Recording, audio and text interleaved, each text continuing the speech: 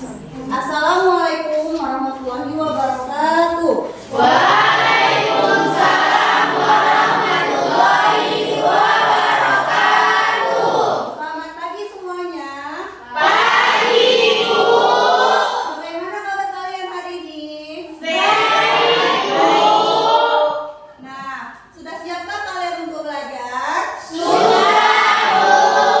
Nah, sebelum memulai pelajaran, ada baiknya kita berdoa terlebih dahulu kepada ketua kelas. Silakan pimpin teman-temanmu untuk berdoa.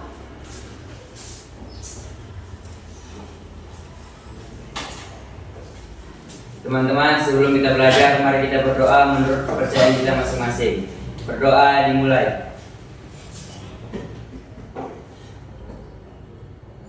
Berdoa selesai.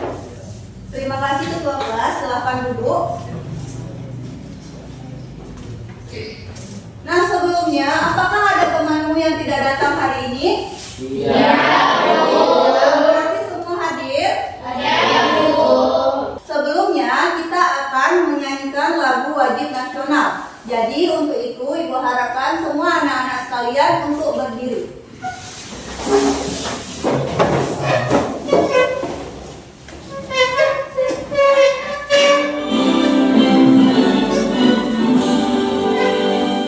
Indonesia tanah airku, kandung darahku.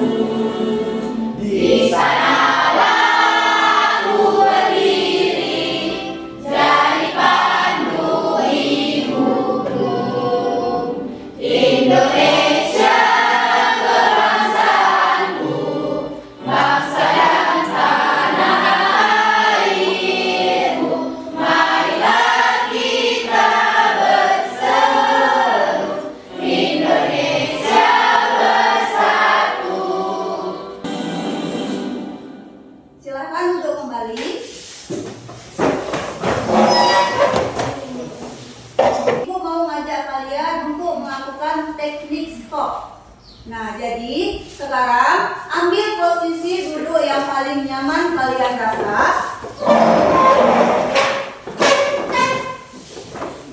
Sudah, pejamkan mata kalian.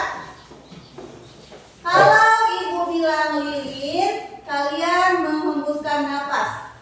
Kalau ibu bilang bunga, kalian menarik napas. Bisa? Bisa, Bu. Oke, kita mulai.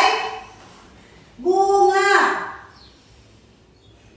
lilin, bunga, lilin, bunga, lilin.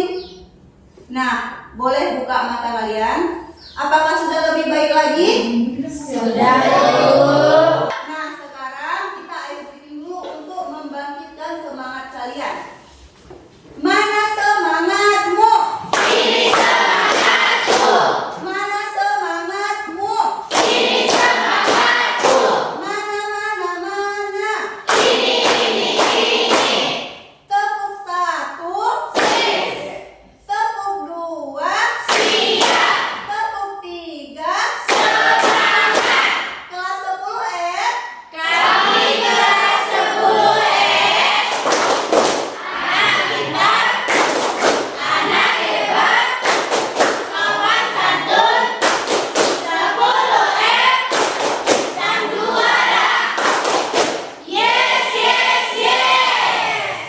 Nah, jadi hari ini kita akan belajar tentang energi. Di SMP kalian sudah belajar tentang energi, iya kan? Iya, Bu. Ada yang masih ingat nggak apa itu energi? Ya, silakan nak.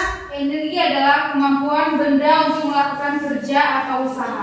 Setiap benda membutuhkan energi untuk dapat beraktivitas. Nah, betul. Jadi, energi kita butuhkan untuk melakukan aktivitas, baik benda mati maupun benda hidup. Benda mati maupun benda hidup masih membutuhkan energi. Contoh seperti gambar sepeda motor. Kira-kira apa manfaat dari sepeda motor ini? Alat transportasi. Apa sumber energinya? bensin. Nah, kalau lampu, apa manfaatnya bagi kehidupan kita? Ya, Alat penerangan.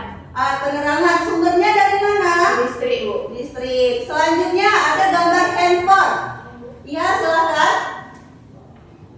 Alat komunikasi. Ya, sebagai alat komunikasi. Sumbernya dari mana? Sumber energinya? Dari listrik. Nah, jadi untuk mengetahui apakah kalian masih ingat pembelajaran tentang energi di SMP, Ibu akan membagikan namanya kertas KWL untuk mendiagnosis kemampuan awal kalian. Jadi kalian isi, di sini ada 3 kolom. Kalian mengisi kolom 1 dan kolom 2. Baiklah, Ibu akan membagikannya.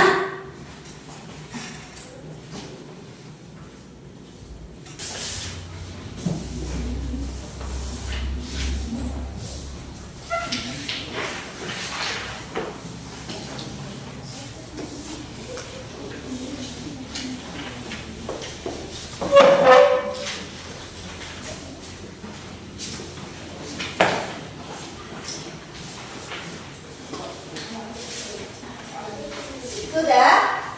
Yang diisi adalah kolom 1 dan kolom 2. Ibu berikan waktu 2 menit untuk mengisinya.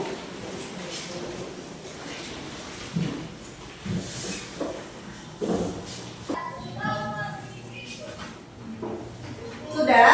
Kalau sudah, lanjut. Tadi kalian sudah menyebutkan sumber energinya, ada energi bensin, ada sumber energi listrik.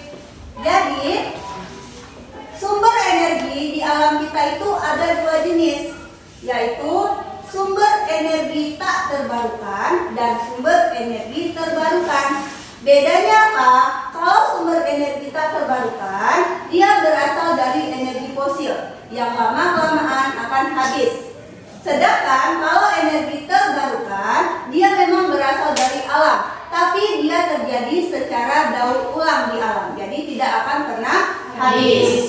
Nah, di sini contoh dari energi terbarukan seperti energi matahari, energi angin, energi air, biomasa, panas bumi. Sedangkan energi tak terbarukan contohnya seperti batu bara, gas alam, terus minyak bumi. Tujuan pembelajaran kita hari ini yaitu kalian akan menganalisis dampak negatif dari penggunaan energi tak terbarukan dalam kehidupan modern. Yang kedua, kalian akan mengkomunikasikan gagasan solusi dampak dari penggunaan energi tak terbarukan dengan mengaitkannya ke energi terbarukan. Karena energi tak terbarukan itu dia mempunyai dampak yang negatif bagi bumi. Contohnya seperti polusi, kerusakan, perubahan iklim, dan lain-lain. Nah, sekarang kalian akan menyimak sebuah video.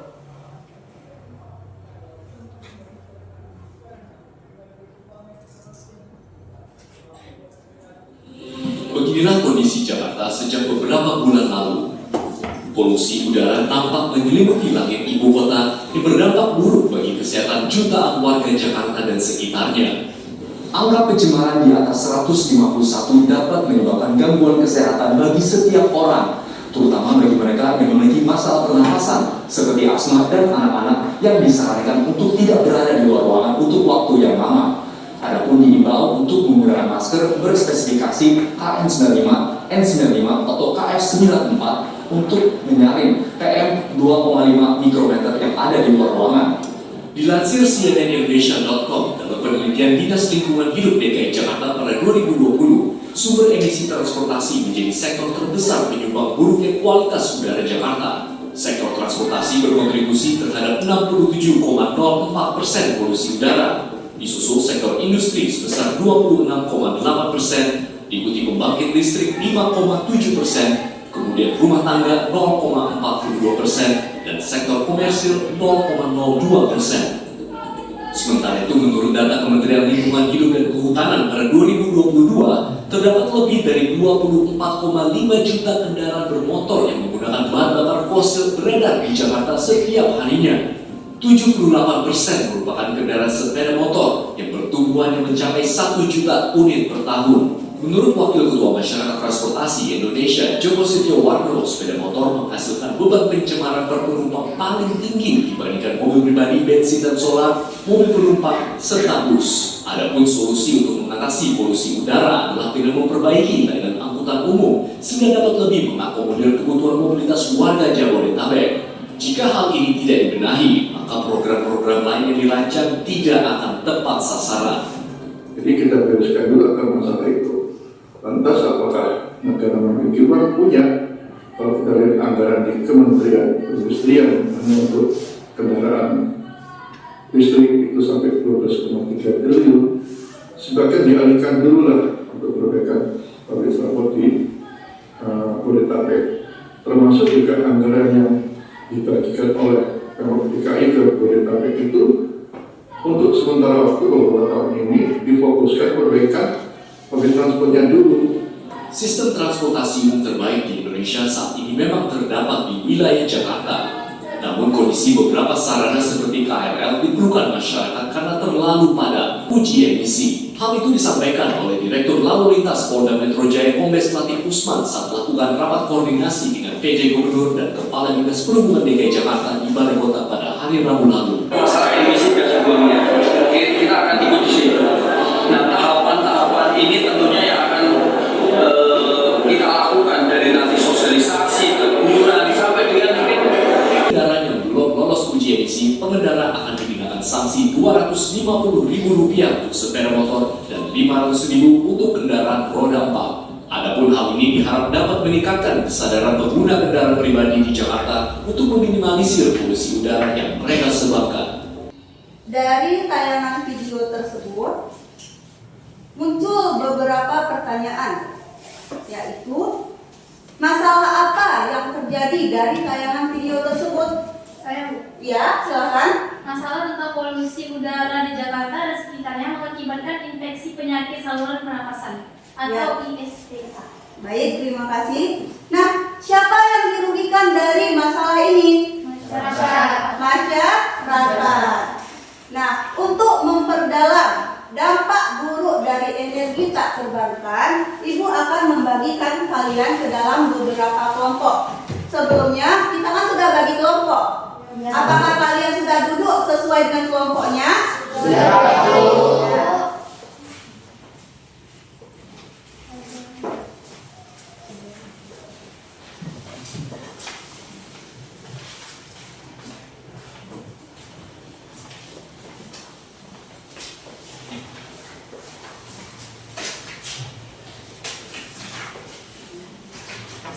Coba lihat kertas yang Ibu bagikan, itu ada LKPD dan juga materi tentang energi tak terbarukan dan energi terbarukan.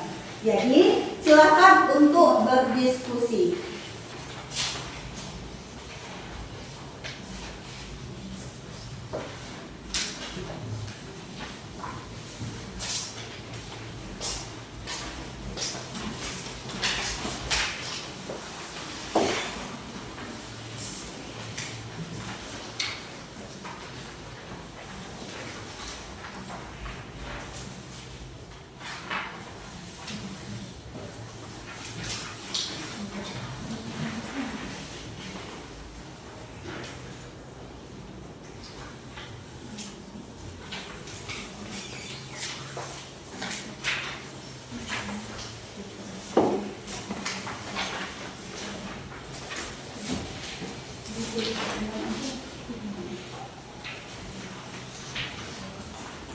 Dijawab ya.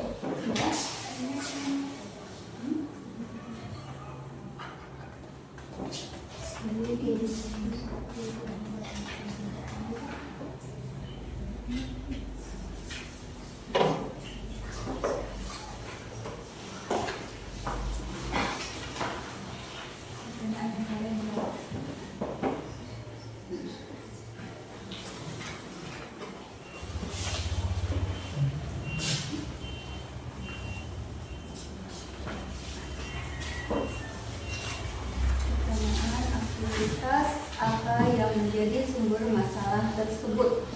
Nah, di sini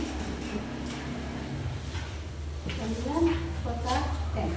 Ini hasilnya ada juga bahannya.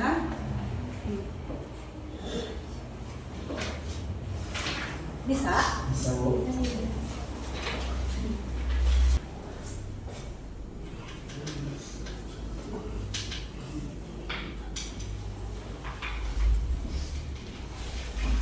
Bisa?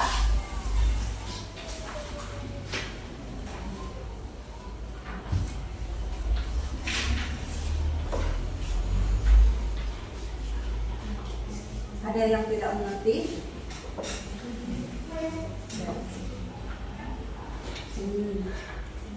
Baca dulu materinya, baru ada jawabannya ya.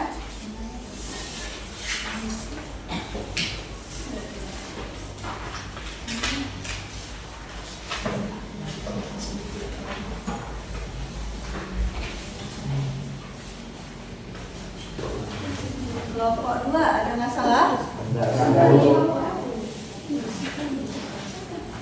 Sudah selesai? Sedikit lagi, Bu.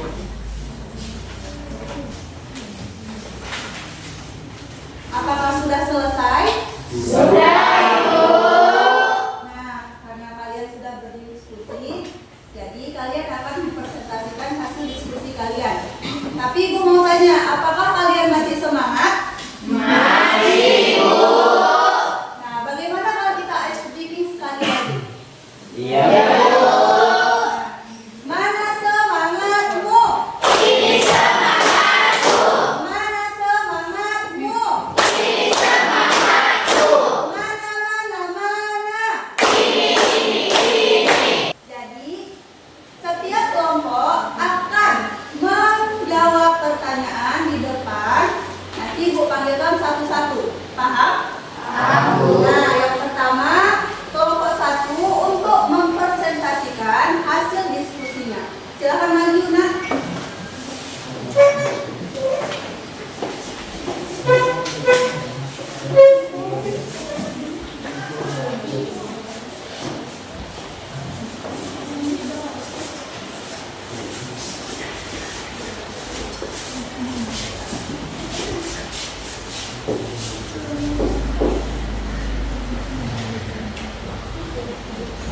Selamat pagi teman-teman.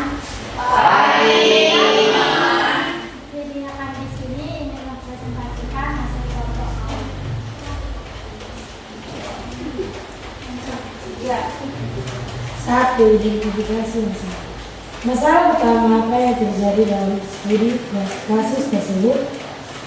Ketergantungan kota A pada pembangkit listrik tenaga uap atau PLTU yang menggunakan batu bara sebagai bahan bakar utama.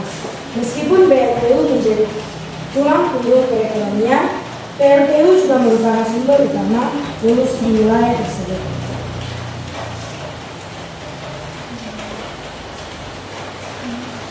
Dua, analisis penyebab. Aktivitas apa yang menjadi sumber masalah tersebut? Pembakaran batu bara sebagai bahan utama untuk menghasilkan listrik. Yang B, jenis sumber energi apa yang paling dominan digunakan dalam aktivitas tersebut? Jawabannya batu bara. Yang C, mengapa sumber energi tersebut disebut energi tak terbarukan? Karena batu bara terbentuk dari sisa-sisa organisme purba yang terkubur dan mengalami proses geologis selama jutaan tahun, sehingga proses pembentukannya jauh lebih lambat dibandingkan proses pembentukannya laju konsumsi manusia. Setelah digunakan, batu bara tidak dapat dipulihkan dalam waktu singkat.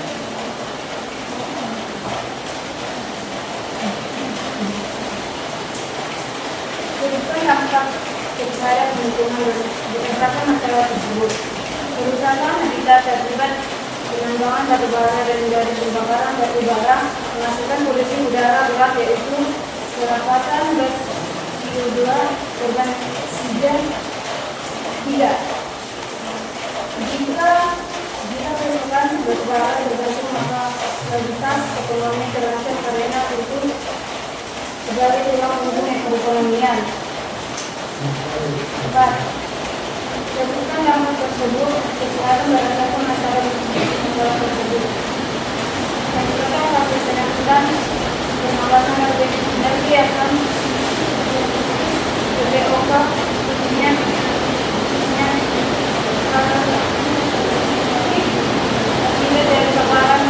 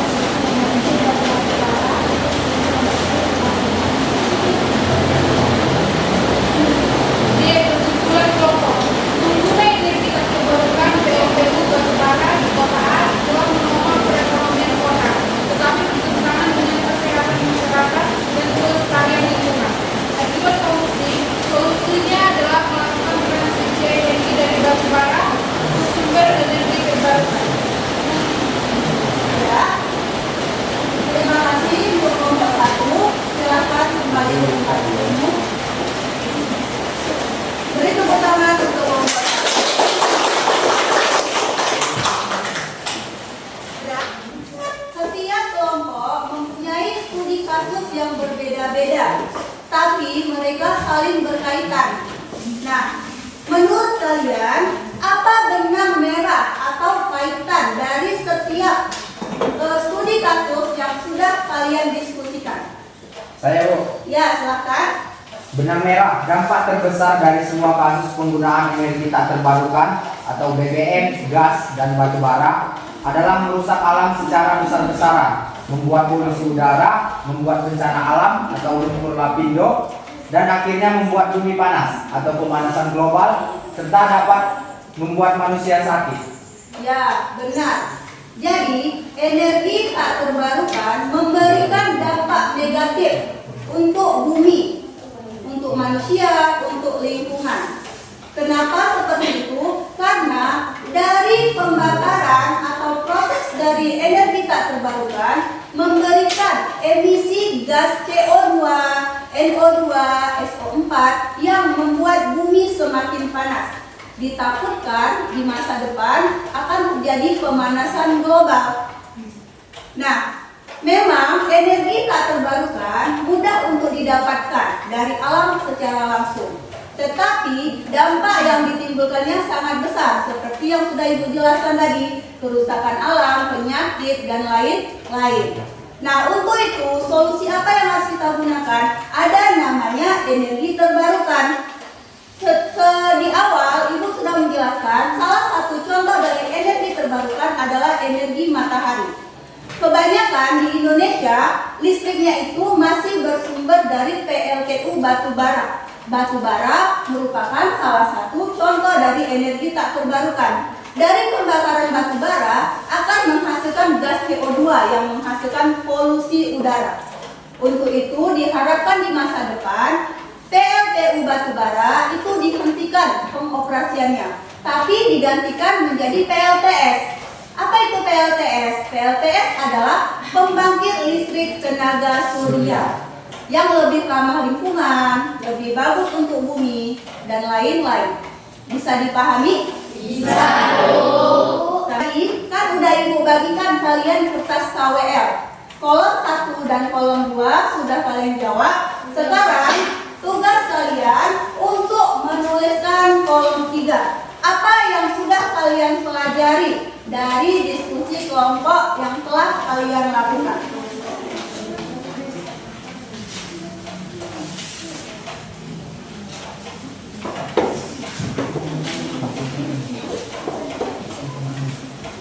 Ibu beri waktu untuk menjawabnya selama 2 menit.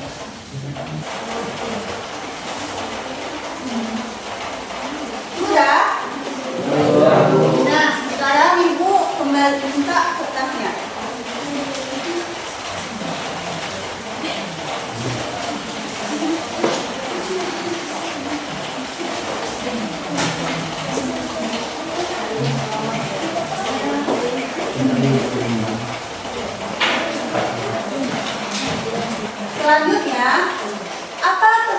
kesimpulan yang kalian dapat dari pembelajaran hari ini?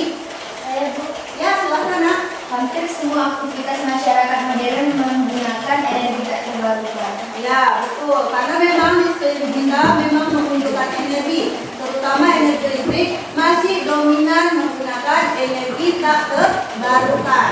Ada lagi yang mau memberikan kesimpulan? Ya, silahkan. Energi tak terbarukan akan habis jika digunakan secara terus-menerus karena berjutaan tahun dalam proses pembuatan. Ya, jadi energi tak terbarukan kalau digunakan secara terus-menerus ditakutkan akan habis di masa depan. Jadi kita harus beralih ke energi terbarukan. Contohnya seperti memanfaatkan energi matahari, energi air, energi angin, panas bumi, dan lain-lain. Untuk memperdalam lagi kemampuan kalian, Ibu akan memberikan tes tulis. Silakan untuk dijawab sebaik mungkin.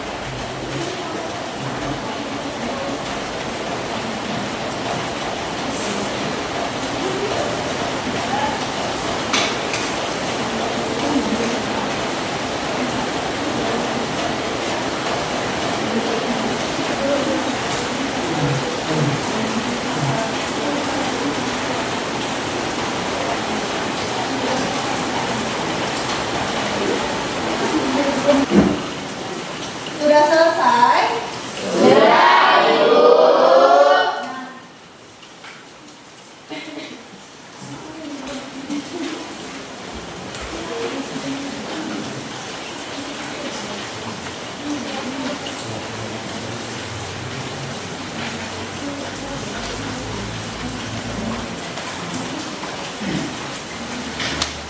Nah, anak-anak Ibu sekalian, Ibu mau tanya, bagaimana pembelajaran hari ini? Apa yang sudah kalian pelajari hari ini? Tentang energi. Jadi, di pertemuan selanjutnya, kita akan membahas solusi dari dampak energi tak terbarukan. Ketua kelas untuk menutup pembelajaran hari ini supaya lebih bermanfaat lagi, ketua kelas pimpin teman-temannya untuk berdoa.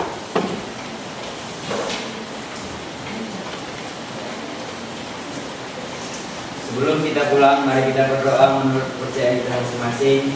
Berdoa dimulai.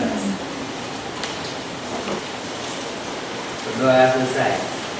Nah, silakan kembali ke tempat duduk ketua kelas.